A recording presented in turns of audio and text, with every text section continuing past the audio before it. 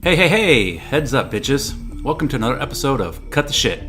I am Christian Tucker, giving you just another idiot's view of the world. I will be ranting and raving about this week's crap that has caught my attention for its stupidity or its uniqueness or its newsworthiness, or at least what I deem newsworthy anyways. As always, don't forget to catch us on the web at www.cuttheshitalready.com. There you will find links to hit to subscribe to our podcast. Also, you'll find a link to Twitter. Our Twitter handle is at PLZ Cut the Shit, as well as Facebook. You can go to www.facebook.com/Cut the Shit Already /. Got something good to say or pass along? Do it at any of these locations. Got some putrid shit to spew my direction? Do it there also, dirtbag. We welcome it all. Okay, so let's get this shit going, shall we? Well, hello there. Welcome to another episode of Cut the Shit Podcast. This is episode 13, and today we are going to touch on the very sensitive topic of racism and discuss the definition of racist. It seems every day we're hearing the word racist thrown out in every way possible, and it's kind of starting to bother me.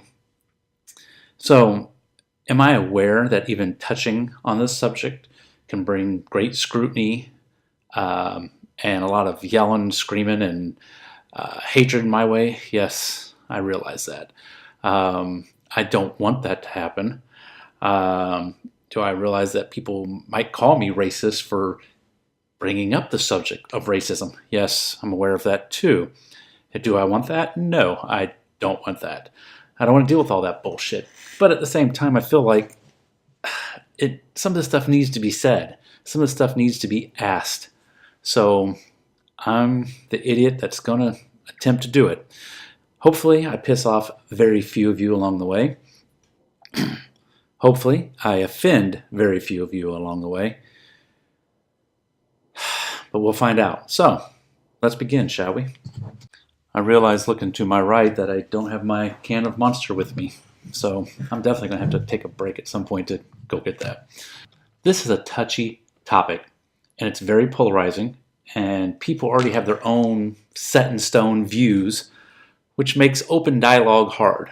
But let's try and put all that aside and have an honest discussion. Racist. This is the definition. Showing or feeling discrimination or prejudice against people of other races, or believing that a particular race is superior.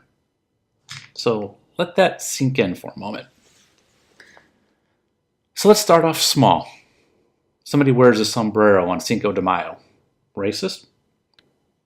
A child wears a Moana costume for Halloween. Is that cultural appropriation, as some like to scream? Wearing Chinese robes with hair up and eyes painted in a slant. Why are these racist? Okay, what about dressing up as an Italian mobster? Racist? Dressing as a leprechaun or as a pharaoh? Why are these not at all or just a little racist? Who says? What's the governing body here? Why is dressing up for Halloween or whatever the case may be considered racist? I will say this, I don't think that it's racist. I think if you want to use the term insensitive, possibly. For instance, two boys love the movie Friday, but they're white. And they dress up as Ice Cube and Chris Tucker, and then they paint their faces black. Is that racist? Most people say yes.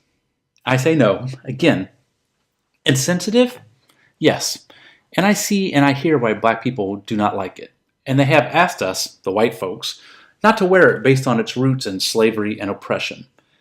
And I think most caring people have no problem abiding by their wishes and not wearing blackface. I'm cool with that. I understand that.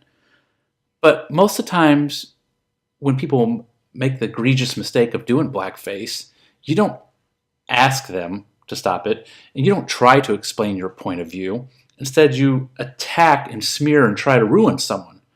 There's been actresses who have dressed up as some chick from Orange is the New Black that people just attacked her and went crazy. And of course, she didn't know she was doing anything wrong. Instead of somebody just explaining to her and having a dialogue with her and educating her on why blackface is wrong, everybody attacks her and wants her to lose her job and all that type of crazy stuff. So when celebrities or college students do wear blackface, cut them some slack, calmly explain why it's not acceptable before you go around screaming racist and demand that they be kicked out of that school or kicked out of that fraternity or fired from their hit TV show. Everything that's done is not racist. It can be a teachable moment, a little bit of education. Isn't that what we'd all love to see? People will point to the past of vaudeville and stage and movie when blacks weren't allowed to perform. And that was a dark time indeed. But do we want to hang on to that with fear forever? Or is it time to move on and not get weirded out when two young boys pay tribute to a black actor or a musician or dress or impersonate them? You know, I saw a video, it was on the Noah Trevor show, and it was why you shouldn't wear blackface for a Halloween costume. And it was actually a pretty informative video and helped me better understand why people feel the way they do about blackface. So not everybody though sees that video. Not everybody has been engaged like that. So if that's the case with somebody who does wear blackface to a Halloween party, don't attack them. Don't yell racist at them. Don't throw drinks at them and whatever. Explain your position on the subject matter. Be cool, calm, and rational about it.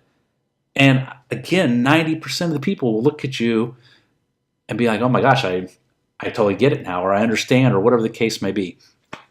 But for somebody just to immediately throw out racist and attack somebody is ridiculous. You know, again, there was actually a couple actresses who did some blackface Halloween costumes that just got drug over the coals for that.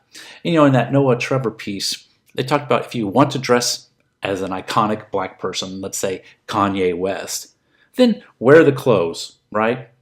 But don't paint your face black. If you want to, you know, go as Bob Marley, wear the clothes and the dreads, but don't paint your face black. And so, hey, I get that, and I'm cool with that. So let's move on to the next one. Well, before we move on, let's go back real quick, because I did want to touch on, do you remember that movie White Girls? The Wayne brothers movie. It was funny, I thought. I've seen it multiple times. But if that movie or a skit or whatever is done by any other race concerning any other race, it's racist, but not that movie. And I'm not saying we should yell racist at the Wayne brothers for doing that movie, because I don't think it is. Just as if the opposite were true. Does this give one race carte blanche to do and act and say what they want, while all other races have to sit the fuck down? Why is it okay for Will Smith to play the lead role in The Wild Wild West, or Cedric the Entertainer to do a reboot of The Honeymooners with an all-black cast? Both of these shows were iconic, and they had all-white actors in them. No one screams about them rebooting that with black actors. So if that's okay, then why wouldn't doing a Jeffersons movie with, let's say, Jack Black be okay? And no, Jack Black is not black. Jack Black is white. I digress. We could not do a Jeffersons remake with white people. One, it'd be called racist, and two, they'd say we were whitewashing. We're told because the Jeffersons is untouchable and it's strictly black. Well, the same could be said about the Honeymooners, or even the Wild Wild West. So the double standard is maddening. Whitewashing is another made-up term to help drive a narrative that the white man is inherently racist in all he does, and should always be viewed through the lens of a white supremacist. On whitewashing, remember the movie The Last Samurai with Tom Cruise? He caught a bunch of heat for that shit too. And they tried to say it was whitewashing. And these are people who never saw the movie because the role was of a white man in Japan. He wasn't playing a Japanese character. He was playing a white man from America who came to Japan. So where's the controversy? I just don't get it. Again, Will Smith in The Wild Wild West doing the lead character who's iconic, but Scarlett Johansson in The Ghost in the Machine or The Ghost in the Shell or whatever the hell that movie was called is racist and whitewashing. It can't go both ways, okay? It's just ridiculous. So face it, movies cost millions to make, and they need to recoup that money. And Hollywood believes to sell a movie, they need a recognizable face and a recognizable name. Oftentimes, that's why Scarlett Johansson is in a movie and not some unknown Asian actor. It's pure economics. Now, if you feel Hollywood is wrong, have that discussion. But don't scream racist or whitewashing for God's sake. Let's talk about another iconic character. It's been around for 40 years or more. James Bond is white. He was written by a white guy and has always been white. People are clamoring for Idris Elba to play Bond. And listen, I love Idris. I love him in all the things he does. I think he's a great actor. But he can't be Bond, not James Bond, not 007 anyways. If he wants to get into that universe, why not make him 009 or 005? We know there's other agents with different numbers. Idris has even commented on it. In an article, he said James Bond should not be male. Could be a woman, could be a black woman. Fine. Again, if we want to go that route, that's cool. But she can't be 007. And she can't be fucking James Bond if she's a woman. She could be 001 or 006 or whatever fucking number you want to designate for her. The world is big enough to have more than one agent. And we know there are more than one agent. They've been talked about throughout the movies. Jeremy Renner played a different person in the Jason Bourne series. If we want Idris so badly in the James Bond world, give him a new 00 number with his own unique name in the Bond universe. And the problem's solved. My point is, none of the above mentioned things are racist, according to the definition we've already set forth at the very beginning of the show. Blacks don't want whites to play George Jefferson on the Jeffersons because he was written for and played for originally by a black man. It just doesn't work. Whites don't want Idris Elba to play James Bond for the same reason, just reversed.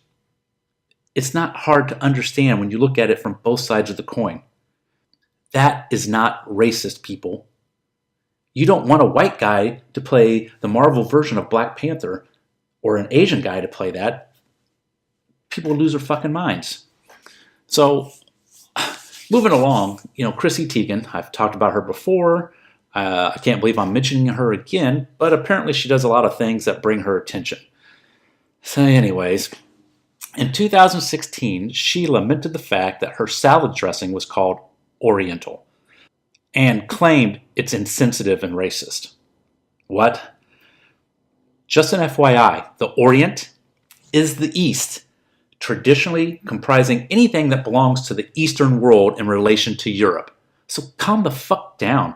What's wrong with Oriental rugs?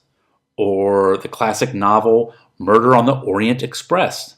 Are those racist terms that we can't use anymore? Do we need to change Murder on the Orient Express to something else? Can we not call them Oriental rugs anymore? People screaming that the Orient is insensitive or racist are just plain ignorant and should shut the fuck up. This is from the LA Times. It's dated June 1st, 2016, by the author Jane Tsuchiyama. I'm probably pronouncing that wrong. I apologize, Jane. And she is of Asian descent. And here's her quote. As an Oriental, I am bemused. Apparently, Asians are supposed to feel demeaned if someone refers to us as Orientals. But good luck finding a single Asian American who has ever had the word spat at them in anger. Most Asian Americans have had racist epithets hurled at them at one time or another. Chink, slant eye, gook, nip, zipperhead. But Oriental isn't in the canon. And why should it be? This is her. Literally, it means of the Orient or of the East, as opposed to the Occident or the West. Last I checked, geographic origin is not a slur. If it were, it would be wrong to label people from Mississippi as Southerners. Wow, It was great to hear her say that because I agree 100%. And it's common sense. Why isn't everybody else getting this through their fucking heads? Chrissy Teigen, Oriental is not racist, you fucking twat. Halloween costumes. Halloween costumes are not inherently racist, unless someone then goes around acting and talking racist while they're in that costume. You know, we talked about it just a little bit before, but wearing a sombrero during a Cinco de Mayo while drinking with my friends, that's not racist. Again, if you want to say it's insensitive or offensive or rude or whatever, then that's a debate we can all have. But it's not racist, so cut the shit on that. And along the same lines, cultural appropriation. Fuck that shit too. Now people can't wear dreadlocks because they're not Rastafarian or black. And really, if you want to take it that far, only Rastafarians should wear it because it's part of their religion, part of their culture. Normal black folks shouldn't wear it if they're not Rastafarians. Okay? Then blacks can't drive pickup trucks because that is cultural appropriation from the southern redneck, right? Stupid. A 6-year-old girl cannot wear a Moana costume because she is stealing the Polynesian people's identity? I don't get that. A little boy can't wear Maui's tattooed outfit because he's literally wearing the skin of a Polynesian man. The shit that's being said and done is insane. This is a quote from the Chicago Tribune. Don't be fooled by false equivalencies. Sporting an afro to look like Angela Davis is simply not the same as donning a blonde wig to be Marilyn Monroe. Bull fucking shit. False equivalency? Come on. We're not talking blackface, we're talking an afro wig and a Marilyn Monroe wig. It's fucking hair. Hair's not racist, you fucking idiots. Everyone I see or hear or tries to say Halloween costumes are racist or cultural appropriation all say something along the lines of what this author on redbookmag.com said. And I quote, "And those assholes are becoming even more empowered. Our president is a hate group apologist who tries to ban refugees from seeking asylum in our country simply because of their faith. Meanwhile, black Americans continue to be killed by police, and anti-Semitic voices feel louder and more powerful than they have in decades." Using Trump as a way to deflect from their weak and pointless argument. What does your hatred of Trump have to do with you forcing Disney to remove their Moana costumes from sale? What does hating Trump have to do with you not wanting someone to wear an afro wig? Besides, we're not even going to get into the Trump and the whole racist thing surrounding Trump. We'll get into that some other time. People who scream racist on stuff like this undermine the times there are truly racist things done and said. Crying wolf weekly, people lose interest and they no longer pay attention. You can't point at every fucking thing you see and yell racist and have people take you seriously. It's just not going to happen. So, listen, we can go on and on for hours on this Halloween and Hollywood racist crap. But you get the picture. We could go on probably for a week in the whole Trump and the racist narrative. That's a whole nother fucking show. So, let's go to some examples of insane things people are calling racist to help kind of highlight everything we're talking about here. You're going to fucking be mind blown. Ready? And begin. So, if you're white and you practice yoga, you're probably a racist. Well, okay, you might not consciously be a racist, but you are contributing to white supremacy, argues a Michigan State University professor. Also, he says, there's a serious yoga industrial complex that must be addressed. You're talking about a bunch of fucking soccer moms and latte tea drinking bitches doing downward poses, and somehow that's fucking racist. The article talks about a bunch of bullshit and colonization and so forth, but they state no real reason why it's racist. This is ridiculous and fucking asinine. I'll try to post a link to it on the webpage at www.cuttheshitalready.com. All right. Next up, This is from an ESPN host, and the title of the article says, Notre Dame Fighting Irish mascot is offensive. Needs to change. What? First Take host Max Kellerman, don't even know who the fuck he is, and I watch sports a lot, argued Tuesday that all offensive mascots should change. Who determines what's offensive? Wait, he said offensive, not racist. So now that racist has been accepted in the lexicon to encompass everything and everyone, now they lower the bar and they want to go after offensive. What's next? Maybe the bald eagle is going to be fucking offensive. Maybe a cougar is offensive, right? I mean, we all know what a cougar is. So what the hell, people? Max Kellerman, get a fucking life. Slow fucking news day for you or some shit. Again, I'll try to post a link to that on the website as well. Okay, I have but another one, and it's a doozy as well. Farmers markets are racist. Yep, you heard that right. Farmers markets. Two professors from San Diego State University claim in a new book that farmers markets in urban areas are weed-like white spaces, yes, quote unquote, responsible for oppression. So, farmers markets are now responsible for oppression. Where the fuck did these professors get off at? Again, I'll try to put a link to that article on the website as well. Farmers markets, fucking racist. You guys are fucking idiots, I swear to God. And while we're talking about stupid-ass college professors, here's another one. He sparks fury by claiming having a white... Oh, actually, no, let me take it back. This is a woman.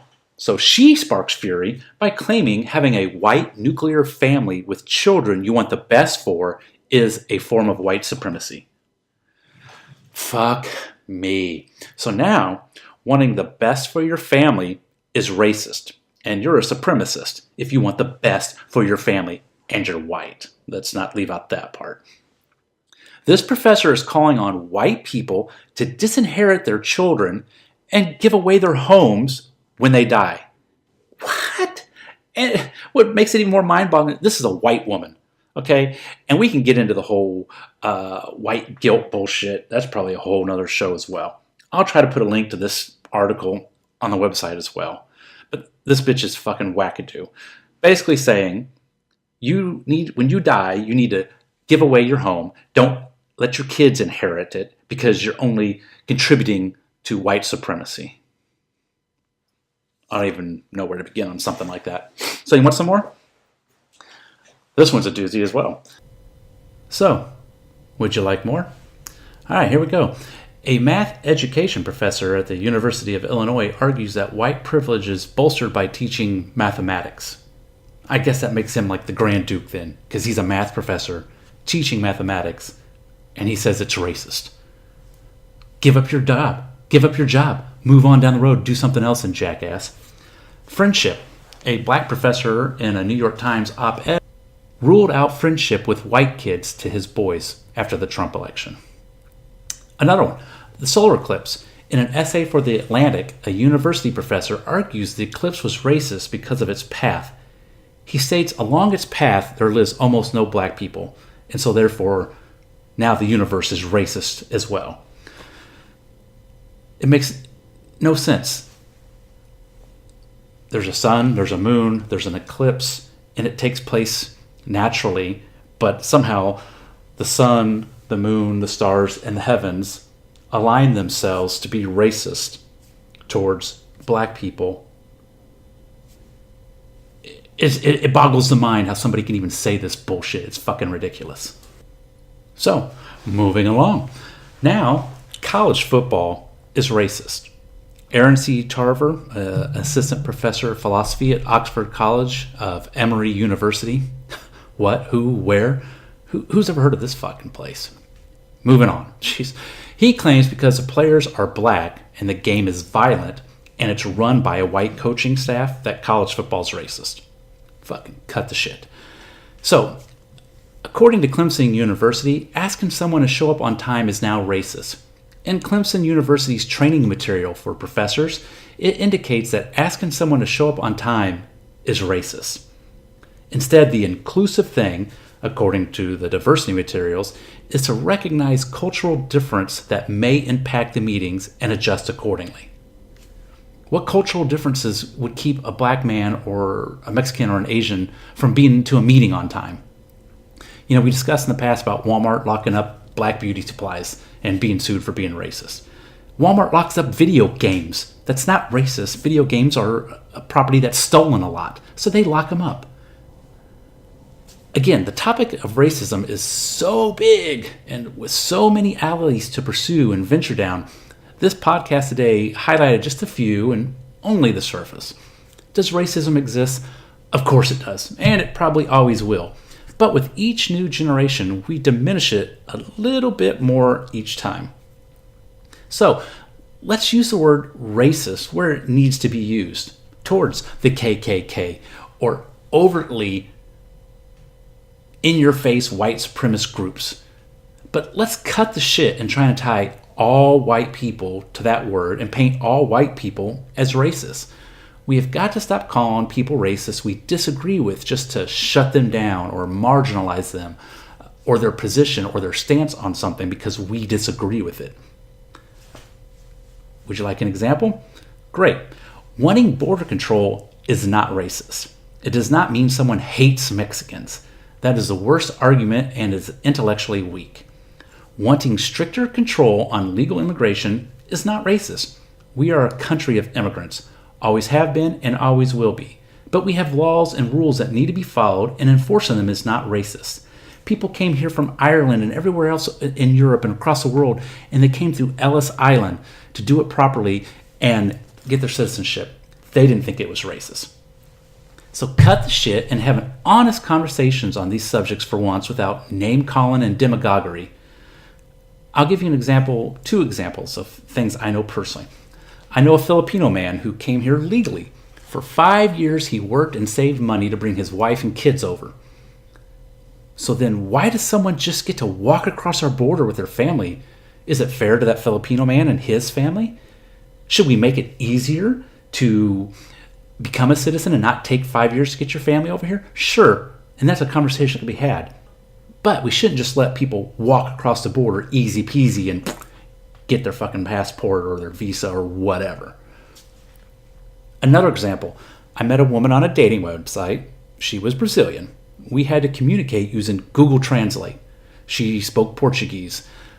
We literally had to use our phones and point them at each other's faces to show what we were trying to say to each other. It was interesting. So anyways, her and her ex-husband moved here after his business failed, and they were looking for an opportunity on a 6-month work visa. They had a young daughter, 6, 7, 8, somewhere along those lines. Once they got here, he found an American woman and married her, so now he gets to stay. The daughter also got to stay. She's been here for like 2 years now. That's 1.5 years over her visa. She's afraid she's going to get deported and not be able to be with her daughter, again, because the husband claimed her and made the daughter a citizen as well. At first, I felt badly for her, but then it occurred to me, she's been here 2 years, 1.5 of those illegally, and she has not bothered to learn English. Why not? If you want to be here and stay with your daughter, why wouldn't you do everything you could to acclimatize yourself to the country? Learn English, apply for citizenship, take the necessary steps. In my opinion, it's pure laziness and being comfortable. And you may ask, what do I mean by that? And why am I calling her lazy and whatever? She lives in a community of Brazilians who look out for each other, and that's good. But they don't help each other learn. They don't help each other become better. They don't better themselves at all. She's a house cleaner. She goes to work, she does her job, and then she comes home in the evening, sits around her apartment, and gets on dating websites looking for an American man to marry her and help solve her problems. She's not trying to solve her own problems. So again, at first I felt bad, but then I lost all respect for her. Because you put me in Brazil in the exact same scenario, and I'm going to learn Portuguese and do everything I could to stay with my daughter and be with the parent that she needs me to be. Instead, she lives in the shadows and in fear of deportation. And one day she will get pulled over or caught. Then what? Again, I sympathize, but only to a point. Again, my friend from the Philippines came here. He learned English. He did everything the right way. Why should I not lose respect for a woman who now has to rely on a man falling in love with her to rescue her from her own laziness and unwillingness to do what is necessary to be a citizen? Am I racist for that? Am I racist because I don't want 2,000 Sudanese war criminals to come to the USA? Am I racist because I want our government to do extreme vetting on refugees from Iran and Syria and every other country in the world? No, that does not make me racist, but many will try and argue that I am. And that's the sad part of this. You can't have a civil discussion anymore without somebody calling the other person racist to shut them down. Voting. Am I racist because I want someone to have a valid ID to vote? I mean, I got a valid ID. I have to show it when I vote, and I'm an American citizen. Forever, the Democrats have screamed that voter ID is racist and a ploy to keep blacks from the polling places. One, that is racist to say or imply that blacks don't have driver's license or IDs or are incapable of even getting them. Wouldn't you agree under their definition of racist, not ours that we spoke about at the beginning? They say that blacks are too poor or incapable of getting an ID. I mean, what? Are you fucking kidding me? Even though everyone needs an ID to do almost everything. You got to have an ID to get a library book, cash a check, buy cigarettes or alcohol, get on a plane, and yes, drive a car. You need to have a government ID to get into a government building. But they argue it's hard for blacks to do that. And again, that's so fucking insulting to blacks and everyone with a brain. They even did a study. Would you like to hear about it? Of course you would. Let me take a sip here. From Vox.com, VOX, March 15th, 2017. A major study finding that voter ID law hurts minorities isn't standing up well under scrutiny. That's the headline. A follow-up study suggests voter ID laws may not have a big effect on elections. This was supposed to be the study that proved voter ID laws are not just discriminatory, but can also have a big impact on elections. Again, I just read that word for word. But a follow-up study suggests the findings in the original were bunk. They used the word bunk, by the way. According to researchers at Stanford, Yale, and the University of Pennsylvania, the original study was based on surveys of voters that are extremely unreliable, skewing the results. We're talking Stanford and Yale, not the most conservative bastion of institutes, right? When the errors are corrected, the follow-up researchers found there's no evidence in the analyzed data that voter ID laws have a statistically significant impact on voter turnout. Again, that was word for word from the article. Going on, looking at the broader research, the empirical evidence has tended to find that voter ID laws have a small impact on elections. Still, when you look at the empirical evidence, they love saying that, don't they? Beyond these two studies, it sure looks like voter ID laws, for all their problems, just don't have a very significant impact on election outcomes. Wow, really, Captain Obvious? The funny thing is, the article then went on to say that voter ID laws are still racist, though, and they're grounded and rooted in racist ideology. Fucking whatever. I'll try and post that link on the website as well. So, on this topic, can't we all just cut the shit? Listen, guys, I really want to thank you for hanging in here today and listening. It's a touchy subject, and I'm sure I botched it a few times, or I may have even sounded racist myself. So, let me state for the record, of course I'm racist, according to all these college professors and elites, but then again, they say you're racist too. As a matter of fact, they say everybody is racist. Whatever. So, with that in mind, let me touch on some of my own racist views, to really get the pot stewing. Chris Rock had an infamous comedy bit that ran like 12 minutes. That's according to Wikipedia. The subject was niggas versus black people, and that's what niggas with an AS. I'm reading strictly from Wikipedia, and I'm not using the word to be using it. I'm reading it. So, he describes niggas as a cohort whose behavior, which embodies many negative African American stereotypes, is usually detrimental to the image of other black people. Niggas, he says, glorify ignorance and sloth, and brag about fulfilling any minor responsibility. When he was on stage and given this comedy routine, it went something like this, and again, I'm going to read it directly from Wikipedia. When I go to the money machine at night, I ain't looking over my back for the media. I'm looking for niggas. Shit, Ted Koppel ain't never took shit from me. Niggas have.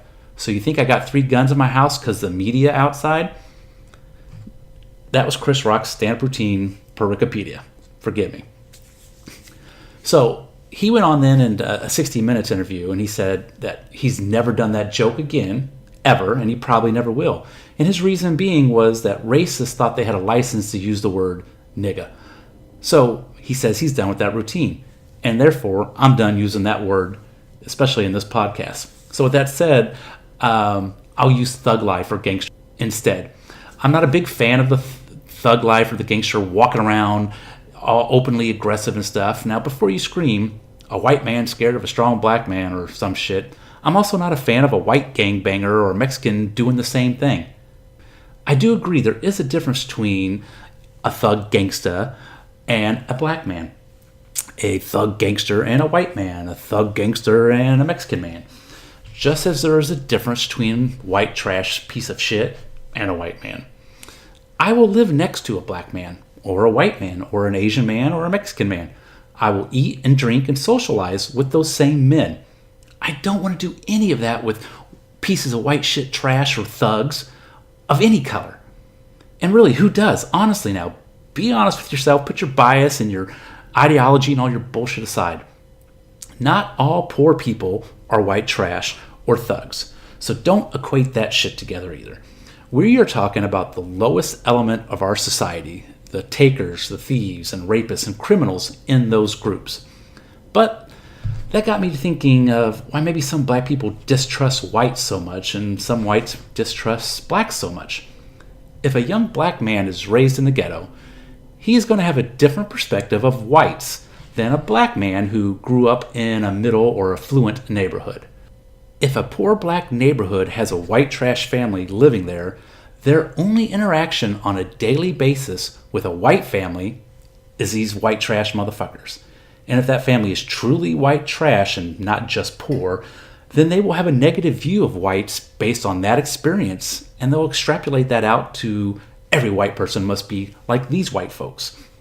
The same holds true in a reverse scenario of a thug family in a white neighborhood. Obviously, the police and that whole situation, that's a whole nother thing and probably a whole nother podcast. But a young black male in the ghetto, he sees whites living differently than them. He grows up resenting that person or race. Instead, they should, if they have to have resentment, look at it more as class warfare and not racism against whites or hates against whites. I would say to you that white trash feel the same way about other whites who are well off, but they don't view it as racist, but as class warfare. They hate them for having what they don't have.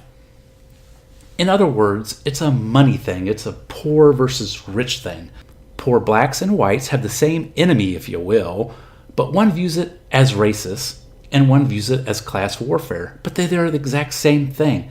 Racism is not taking place here. Obviously, this is much deeper and profound than this, but it is one leg of the octopus that needs to be explored and talked about.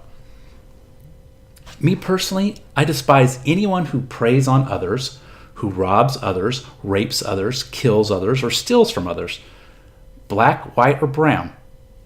Doesn't matter the color. So in that sense, in your definition, I'll be racist towards a color of skin who preys on other good, hardworking people. If you're a piece of shit, I will look at you and treat you as a piece of shit that you are. And that's just keeping it real. That's not racism.